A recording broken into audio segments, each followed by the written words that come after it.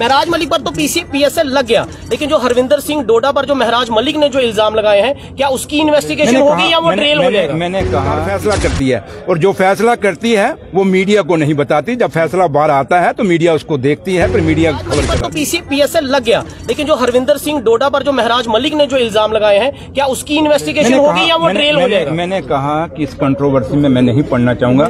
मैं इतना ही कहूंगा कि अफीसरों को भी अपनी मर्यादा में रहना होगा, और हमें चुने हुए जो नुमाइंदे हैं हमें भी अपनी मर्यादा में रहना होगा। लेकिन ये टकराव जो है ब्यूरोक्रेसी का और लेजिस्लेटर्स का अच्छा नहीं है, इससे जम्मू कश्मीर का भला नहीं होने वाला।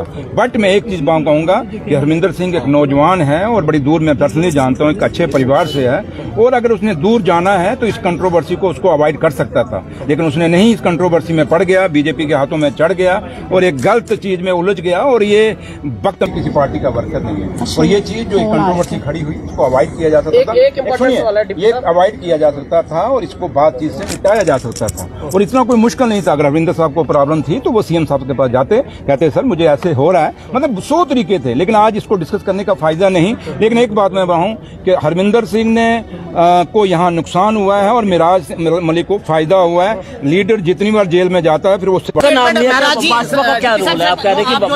दे रहे हैं सर, आपको लगता है आपको नहीं पता LG साहब किसके हैं जनाब, कौन सी पार्टी से बिलोंग करते हैं, आपको नहीं पता, इसलिए मेरे मुंह में मत डालिए। सर आपको लगता है अगर आप जवाब दे दिया, आप बार बार मांगोगे, फायदा कौन? ये देखिए मैंने कहा कि ये मैं सरकार में हूँ, सरकार डिमांड नहीं करती है, सरकार फैसला करती है। करने जा रहे हैं फैसला। मैंने कहा ना, सरकार फैसला करती है, और जो फैसला करती है वो मीडिया को नहीं बताती। जब फैसला बाहर आता है तो मीडिया उसको देखती है, फिर मीडिया खबर चलाती है।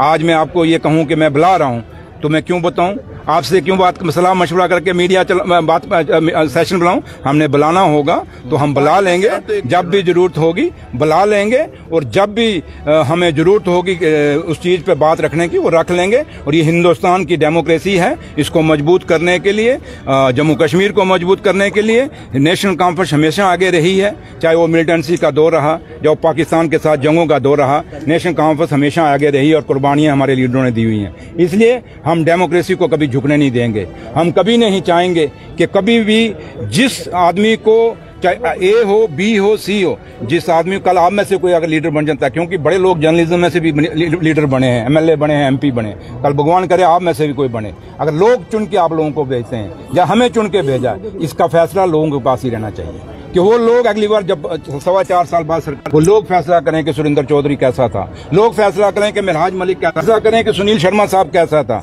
आज हम कैसे कहेंगे?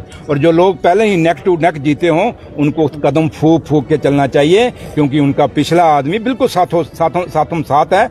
आप समझ गए मैं क्या कह रहा हूँ। इसलिए वो स्टेप उठाइए जिससे जम्मू कश्मीर के बेरोजगार बच्चे को रोजगार मिले। ये जो फ्लड हमारा इतना तूफान लेके आया, लाखों के लाखे तबाह हो गए, मेरा किसान तबाह हो गया, वो खेती तबाह हो गई, जिससे उसने अपने बच्चों को पढ़ाना था, अपने बच्चों की शादियां करनी थी, अपना खर्चा चलाना था। उस पे बात करिए कि उनको कैसे खड़ा करना है। आज जम्मू बिल्कुल बर्बाद हो गया है। मैं आज सुबह भी इलाकों में था, आप देखिए हालात क्या है। ऐसी